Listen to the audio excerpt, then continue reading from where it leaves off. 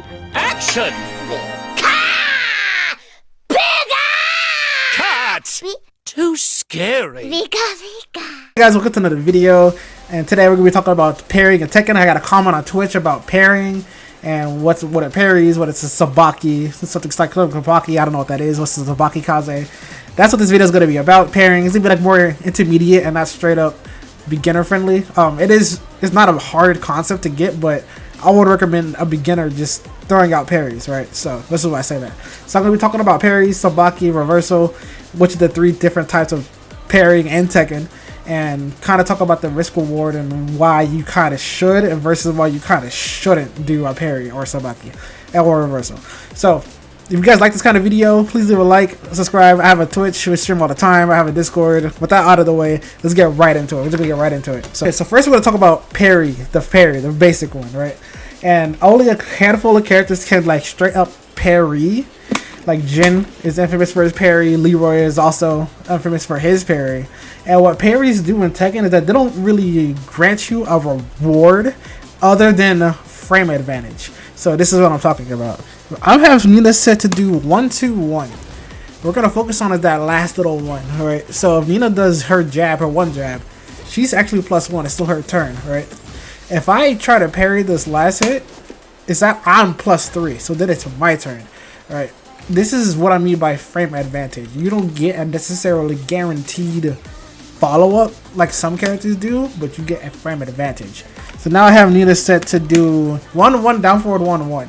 So if I block this second one and I try to down forward 1 her, I'm gonna mathematically lose because she's +1. See? But if I try to parry it, I will mathematically win because I'm +3.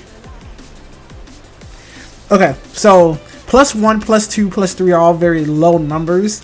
And like if I try to parry with Jin and Nina does her 1-2 or whatever, I don't actually get a good frame advantage. She can actually block my retaliation. But Jin has the possibility, and Leroy can parry moves that are so open that they actually get a real good punish. So I haven't set Nina to do jab down back 2. Down back 2 is +5 on Nina. She's completely safe. This is a mid homing move. It's very good. And it counter hits for a full launcher. So it's very good. I do this move a lot. If Jin actually parries this, he goes from being +5, which is his turn, to straight up +18. +18 means she gets a full launch. I actually don't know how to play Jin myself. I'm going to just do something basic here. It didn't work. I don't know how to play Jin. Don't play me. He gets a full launch for parrying something like that. So that's one of the really good benefits you get for parrying with Jin. You get punishes, you get launches, you get more space to move because you have a frame advantage, if that makes sense.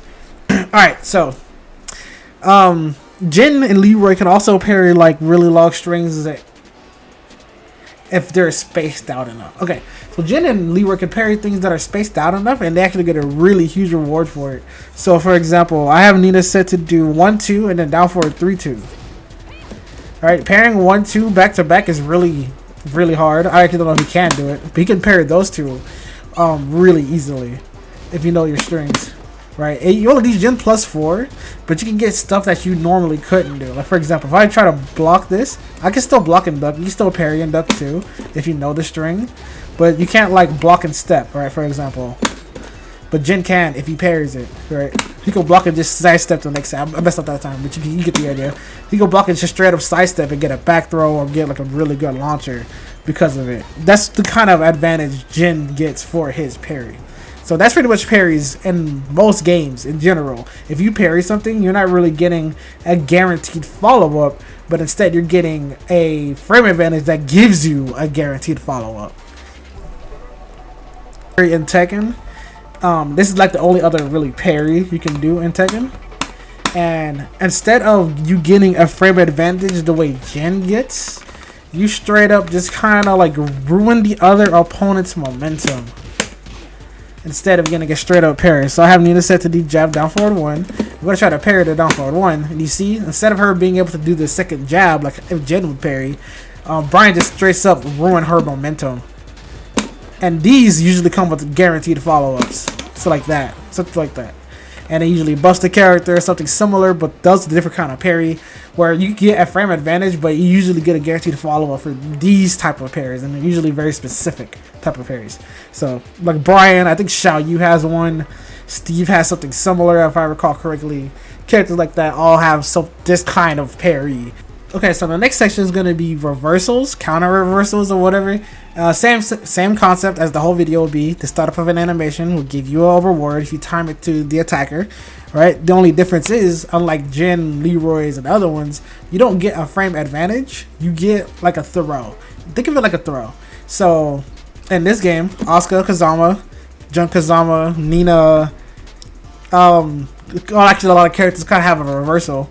All kind of do this thing where it's like, you start up and it goes into a throw like this. See, it goes into a throw. You get frame advantage after the throw, but you don't get to like parry on hit and then sidestep like how Jin can. You have to go into the throw if you decide to parry. Nina has something similar too. I can show you real quick. See, it goes into a throw. She gets advantage after the throw. Same thing with Asuka. Some characters still do have reversals kind of built into their kit. You just kind of have to find it. Like Jun is a really good example. She has this move where if you like throw her or do a low in the beginning of this, she actually will have like a built-in reversal. So for example, if you do a throw, which I have Asuka to do a throw, Xiao Yu set to do a throw. If you do a throw here, see, she will straight up just flip you over and go into that throw reversal, right? If you do a low here, I think she actually gets a lifesteal, but I can't. Let me make sure.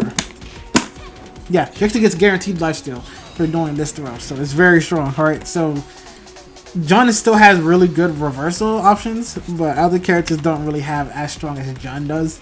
So that's pretty much it for the reversal. The reversals are pretty simple. They're just pretty much parries that give you guaranteed damage, good Oki options and stuff like that. They used to be a lot better in Tekken 7. You used to be able to parry a lot more, of reversal a lot more, and you used to be able to reversal like unblockables, and used to scale depending on which you would reversal. Like I think they only do 25 damage in this game base. I never seen a reversal do anything more than 25 damage. And you can't reversal. You still can't reversal limbs. Like no, sorry, you still can't reversal like elbows, headbutts, and stuff like that. You can't reversal that. So that's kind of weird that they would change that to that degree, but that's just my opinion. Let me know if you've seen a reversal do more than 25 damage. I haven't seen it. So that's pretty much it for reversals. And now we go into Sabaki, which is the last form of parry in Tekken. And the Sabaki is an attack, but in the startup of the attack, it has a parry to it. That's pretty much the idea of a Sabaki. So for example, Jun, Kazama's, right? They have something called 4-2+3, and it looks like this, right? And you'd see in the beginning, Jun puts her beautiful, graceful hand in front and it kicks you in the face, right? This is called, this move has a parry in front of it and we call it a Sabaki. So, for example, I shall make Xiao Yu attack after poking. So like this. And I will just do this and then you see, it changes the move, and she gets a full combo for doing the Sabaki versus just getting this little hit. She actually gets, she actually gets a full combo for it. So this is very, very, very good. To land a Sabaki is very good. Usually you get a guaranteed combo or guaranteed like just damage in general. It's one or the other. Usually it's never just nothing like a parry. You usually get a combo started for landing a successful Sabaki or guaranteed damage. Like Jin, he can do back 1+2, and he can do forward 2 afterward. I think he's in he gets full combo, something similar to that. You get the idea. That's what Sabakis do. There's actually a lot of Sabakis in this game. The way you can identify it is if you go to your move list, you will find the move in the notes. It'll say has parry effect of some sort. You can punch parry, kick parry, has a parry effect, and that's how you'll know if your move has a Sabaki to it. So, for example, we're just gonna go ahead and make Brian block something real quick and retaliate with the punch, because this is a punch Sabaki. Right? Go into it. Yes. Go into it. Jab. And see, you go, it has a punch parry. Brian got thrown off. This is a Sabaki. There's, like I said, there's many Sabakis. Fang has one. Dragunov, the Kazamas, Jin, etc., etc. That's what a Sabaki is. You just gotta figure out what they do, what kind of benefit you get for it, stuff like that. So now we went over on parrying, Sabaki, reversals. Here's the thing about making their risk reward. Okay, so why would you parry versus just blocking, right? Well, it depends on, if the character can parry everything. Like, you can't parry weapons, you can't reversal or Sabaki weapons. So if you're playing Dragunov and you try to parry and you're fighting Victor and Victor does anything, you pretty much will lose that, other than like a kick or something like that. Then you don't get the parry out. Yoshimitsu, same thing. If you're trying to parry Yoshimitsu's sword, you can't. Even the generic low parry, I don't think they changed that. If they change it, let me know. If you try to generically low parry, you will lose that, right? So, why go for it? Well, if you know a string and you can parry a move in the string, you can get a really good reward for it. So, for example, hypothetically, you're in a corner and you don't know a good way out of the corner.